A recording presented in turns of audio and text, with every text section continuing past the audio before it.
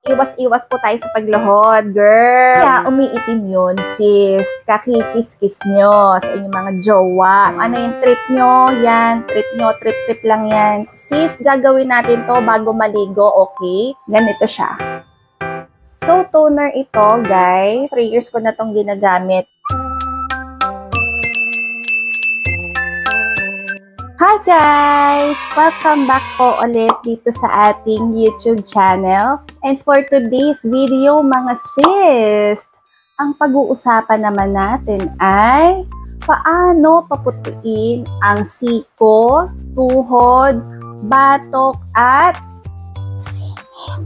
So alam ko na marami din pong makaka-relate dito at alam pong may mga namomroblema din po kung paano paputiin yung mga makukulimlim na part ng ating katawan. At susolusyon na natin yan ngayon, mga sis.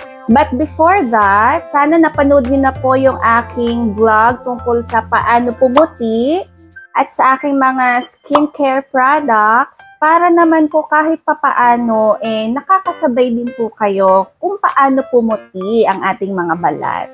So, hindi lang po dapat mukha at katawan yung ating pinapaganda at pinapuputi. Dapat, bigyan din po natin ng pansin yung mga nakatago na umiitim-itim, na kulubot na part ng ating mga katawan. Lalo na ngayon mga sis, ilang buwan na lang summer na. So, maglalabas na tayo ng mga katawan, sa mga dagat, sa pool, di ba?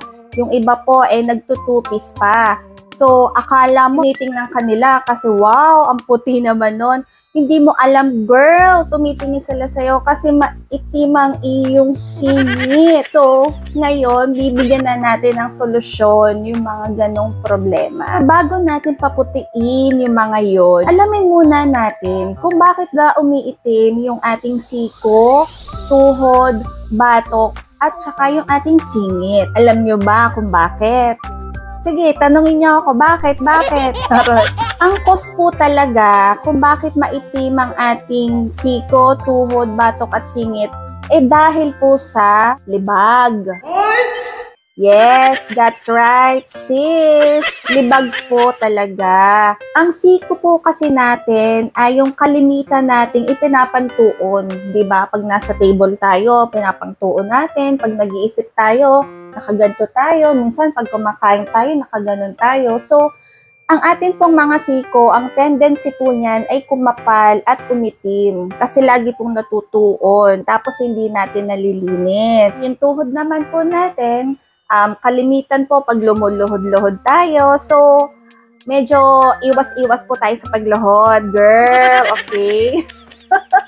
Yun, yung mga hindi natin napapansin at hindi natin nalilinis. Kaya umiitim, nag-iiba yung kulay niya compared sa ating other part of the body. Yung batok naman mga sis, kaya po yan ay umiitim dahil po may diabetes po kayo. Or kung di naman po kayo mataba pero maitim yung inyong batok, pwede pong libag din. Or lagi kayong nabibilad sa araw. Kasi di ba pag naglalakad tayo tapos ang buhok natin nakataas, ang tendency niyan mabilad yung ating mga batok. So umiitim talaga siya. Tapos yung ating singit naman, di ba? Nakikis-kis kasi yan ng garter ng ating mga underwear, ng ating shorts or ng ating pants. Kasi diba pag naglalakad tayo, nagkikiskisan yung ating mga singit, tapos si jowa mo nakikikiskis din, girl. So kaya umiitim yun, sis. Kakikiskis nyo sa inyong mga jowa. Charot. So pag naliligo tayo mga sis, kailangan po, kasama din po ang ating mga siko, batok, tuhod at saka ang ating singit pag tayo ay maghihilod or mag-i-scrub. Kasi ito po yung mga parts ng katawan na hindi talaga napapansin at hindi nalilinisan ng maayos. So, eto na yung mga products na sasagot dyan sa inyong mga siko, tuhod, batok at singit para mag-lighten na yung ating mga makukulimlim na part jar ng ating katawan sa murang halaga lang. So, ito mga sis, ang unang-una nating gagawin. Kumuha kayo ng baby oil at saka ng cotton, okay, bago kayo maligo. And then, lalagay nyo siya sa cotton. And then, mga sis, kailangan nating hiludin or alisin yung mga dead skin cells or yung mga libag sa ating mga batok, sa ating mga siko, kagaya nito, at saka sa ating tuhod, saka sa singit. So, ito guys, yung ganito lang, tatanggalin nyo lang yung mga libag-libag dyan. Yan, kumanta kayo ng isang buong song. And then, pagkatapos, ito namang isa. Maganda kasi kung matagal ang paghihilod natin para dalang-dala yung ating mga libag. So, ganyan din ang gagawin nyo sa batok. Kasama nyo na rin yung leeg para pantay, okay? At saka yung ating mga tuhod, saka yung ating mga singit. So, gagawin nyo to guys bago kayo maligo. Okay? And I'm sure tanggal yung mga libag-libag nyo dyan. After nating mag-rub ng mga libag, it's time to ligo, mga sis. So, pag maliligo tayo, yung normal na panliligo nyo, kung ano yung trip nyo, yan, trip nyo, trip lang yan, kanya-kanyang trip. So, kung anong trip nyo sa pagligo, bahala po kayo. Isang product na dapat nating gamitin ay si Glutasy. Yan, ito yung favorite ko, mga sisi. Ito, ginagamit ko siya everyday sa panliligo ko. Mas dinadamihan ko and mas tinatagalan ko yung pag-rub nito sa aking mga maiitim na part ng katawan. So, ano ba yung tsura nito, mga sis? Ganito siya. Yan. Ganito siya. Yan. Nababanguhan ako dito, sis. Tsaka hindi siya masakit sa balat. So, kahit everyday mo siyang gamitin, okay lang. Okay? At ang aking third product na ginagamit ay si Charan! Si Bioten Skin Glow Brightening Toner. So, toner ito, guys. Okay? Pwede mo rin siyang gamitin sa face. Pero ako kasi, ginagamit ko rin siya sa aking siko, batok, tuhod, saka sa singit ko. So, ganito siya, guys.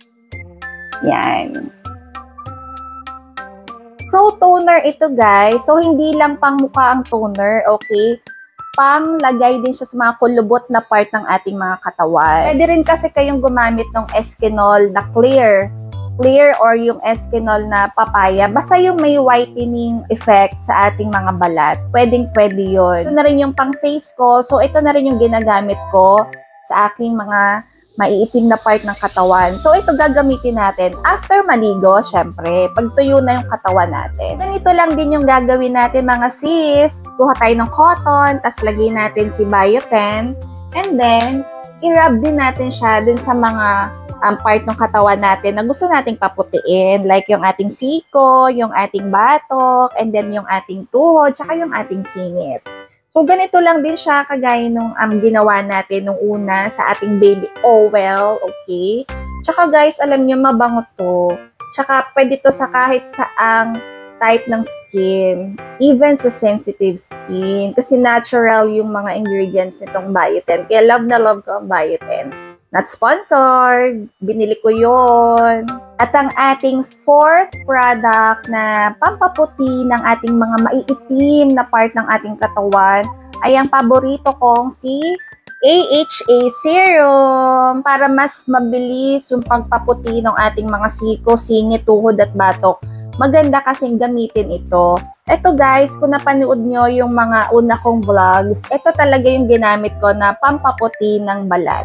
Okay? Napakatagal ko na pong ginagamit ito. Napakamura lang din ito guys. 130 pesos lang.